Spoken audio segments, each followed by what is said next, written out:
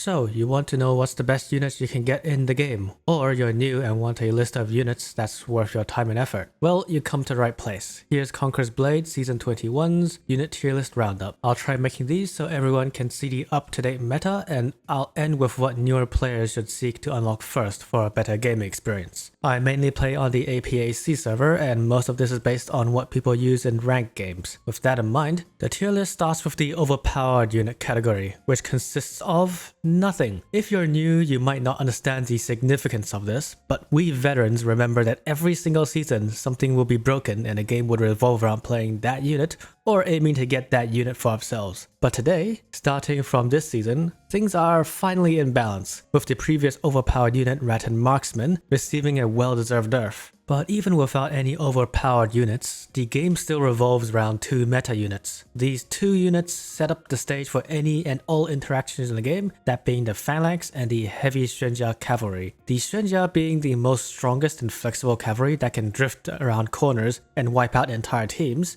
and the Phalanx is the cornerstone of any infantry mix, specifically made to prevent any cavalry from getting easy kills just by existing. So this creates the macro picture of the current game. Cavalry looking to get easy pickings, and everyone else is either playing Phalanx to protect their team, playing around Phalanxes to not get caught out, or playing units that counter the Phalanx in order to make the enemy easy pickings for their team's cavalry. If you play this game right now, it's expected to see these units in every engagement, as they are near mandatory to bring out. And that's all I really need to say about them, since any player would come face to face with them every game sooner or later. But there is something to note about Phalanxes, especially if you bring them every game. Try not to take Phalanxes out when your team has more than 2 on the field. If your entire team runs out of Phalanxes, then you've basically lost the game, so use them when it counts. Alright, next tier. The great tier are the units that do very well as long as you know your matchups. Wu Wei are here being the ultimate damage dealers, easy to use and can get results fast.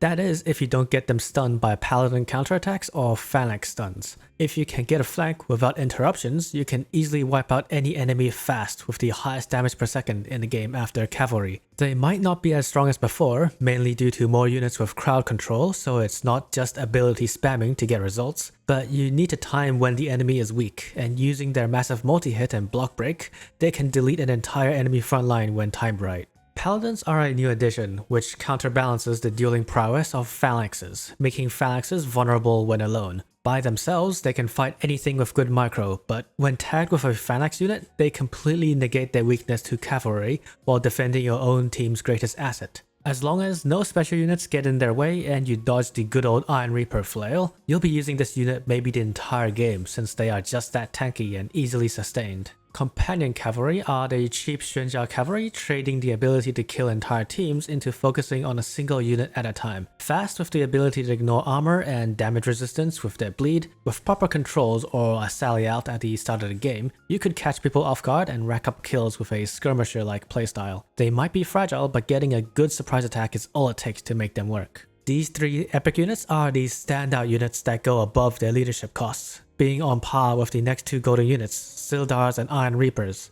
Now, Sildars are a recently buffed unit, maybe even overlooked because of how old they are season-wise, but they are the most fun melee units in the game right now that stand slightly above Paladins and Wu Wei in terms of trade potential. Many people also overlook their weapon reach, which is about the same as Mordor, so in a blob fight they can deal damage just out of reach behind your team's brawler units, giving them enough space to do high damage, block break, and crowd control without taking much in return. Not only that, these Sildars can take the most amount of punishment out of any melee unit in the game. As long as you time these skills right, they can trade favorably in a 1 versus 5 scenario, which nothing else in the game can get remotely close to. As long as you remain a healthy distance from Phalanx pike stuns, you'll find great potential in these melee unit beheaders. On the flip side of Sildars, we have Iron Reapers. Instead of a dedication to just raw strength and sudden bursts, Iron Reapers prefers the battles to drag as long as possible, with flails to deal with shielded units and a sword to deal with everything else. They walk into the battle with highest armor and highest damage reduction in the game. But they are not invincible. Instead, they are limited by a timer and a defense that reduces in effectiveness the more they are hit. So unless the enemy can burst them down quickly, they will push the lines without anything able to stop them with crowd control. So if you walk into a battle you're going to lose, expect them to be bursted down quickly. But if you find yourself in a battle in your favor, these guys will reap all the benefits slowly but surely. The decent tier consists primarily of cost-effective blue units and other units that can be effective with dedicated practice. With blue units first, we have halberdiers. These low-cost anti-cavalry units offer great damage and block break potential. Hide them in your team and they will work wonders like any good polearm unit, just without the same immunity to cavalry that phalanxes bring to the table. Vanguard archers are another buffed unit that unexpectedly became a favorite for their mobility and damage with their new mastery. Unlike most ranged units that must be in place to do maximum damage, these guys do it on a run. And that means if you're brave enough, you can move closer to the front lines and actively participate in the battle instead of being an AFK ranged spammer. Feathered crossbowmen are another hidden gem. Half due to the new +1 hit doctrine, which allows them to not only deal more damage but also stun twice as many targets as before. And unlike other ranged units without melee, these guys when paired with a stun hero could exterminate any heroes daring enough to try to kill these guys alone. So they turn out to be an actual good team supporters with a stun, dealing adequate damage at low leadership costs, all the while with self-defense. Some even call them Rattan marksman replacers, with good reason, but without the damage reduction ignoring bleed, they are only relegated to the decent category. Another buff unit with mastery that became competitive are the condottieri, or condos for short. A simple unit that's fast, does excellent damage for a 3-star, and just a brilliant shock troop specializing in flanking. Basically, they return to their form of glory, just without the ability to stun heroes. The other 3 units that are decent enough to bring are the Mirabelones, the Queen's Knights, and the Yangyedao Cavalry. Mirabelones is an interesting unit that trades damage for defenses with a really good breakthrough charge.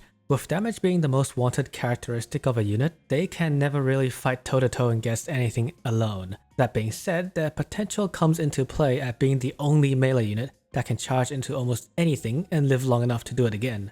Whether that is phalanxes or cavalry at times, becoming an instant meat shield for your team has its benefits if your team follows up on your push. If your team follows up in your push. If they don't, your unit is just dead weight. And even with a good push, you're enabling others to get good scores, not really yourself. So it's quite a hard ask to bring them around. Queen's Knights are a popular pick, mainly for their 1-second invulnerability and the associated guaranteed damage. That is the peak of this unit and the issues with it. You can negate a cavalry trade by stabbing them first before they hit you. You can take a few of you, but you might lose your entire unit. In a blob fight, stabbing for guaranteed kills is nice, but then you might be trapped in the middle of the enemy with nowhere out. The only real optimal play is to fight in smaller battles where you can get your second stab out to finish off your opponent, but then you're no longer a team player with a melee unit. It's a hard unit to play, but the unit has the highest outplay potential of any unit in this game, so it's high risk and high reward. A decent dual unit. And lastly, we have the previous king of cavalry, the Yangyedao. They are still oppressive, if not for the existence of phalanxes, reducing their effective hunting grounds, or the existence of the Xuanjia cavalry, which does the same job but better, faster, and more easily. They do have the potential to phase past phalanxes' pikes and get some guaranteed hits in,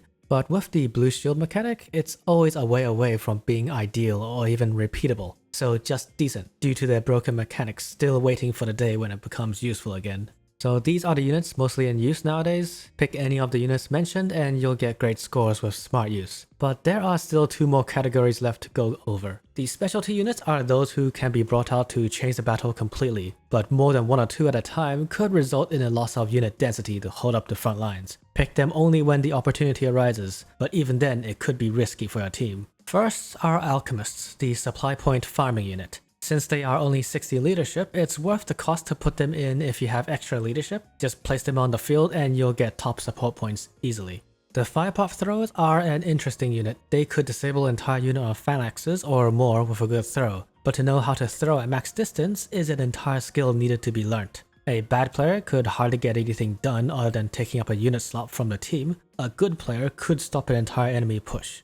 Vessel longbows are counter specialty units that disable ranged, special, or cavalry units. 1 is enough at any point, and more than that could end the game for a team and get enough backlash for being a ranged spammer. Play at your own risk. And then there is the hard-hitting golden units. The flamethrowers are low-range crowd control units that pauses or even deletes a push. Shinji grenades disables units behind cover or lowers the enemy priority targets, like phalanxes, to become one-shots. The cannons are long-range siege and artillery disablers, and the new Lion Roar are medium-range frontline damage dealers.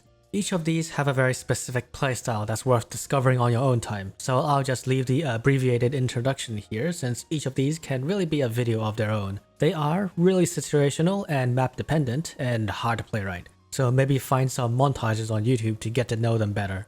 And then there are, at long last, the niche units. Each one of them is particular in their ability, usually necessitating a specific way to play them to become competitive. Fun for those willing to have some fun on the side without being too detrimental to the team, and since there's a lot, I'll cover them each briefly. Demonese spearmen are the best fodder in the game. Hard to kill, but that's about it. Prefecture shields are great in tier lock 3, but facing purple or above units will make them feel extraordinarily weak.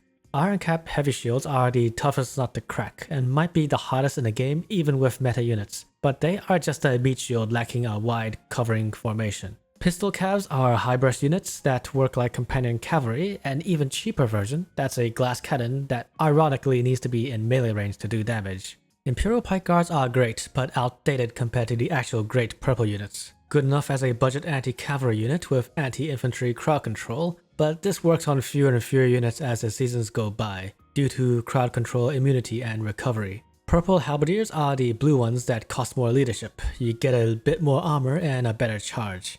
Men-at-Arms, they are still great, if not for the fact that every single meta and actual great unit does so much block break to negate their relevance. When block becomes relevant again, they'll be back.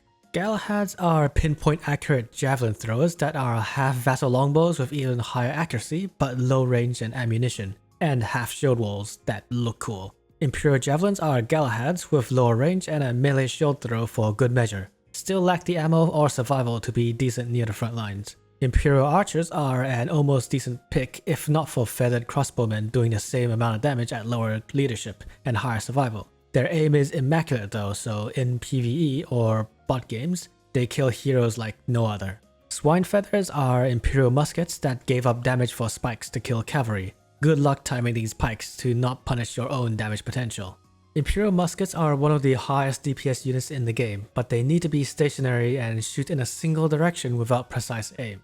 Kriegsrat Fusiliers are Vanguard archers, faster at the cost of being less flexible. Their damage is mostly negated by shields, so Vanguard's higher shooting arc can get more unblocked hits. They have potential, but needs babysitting to reach it.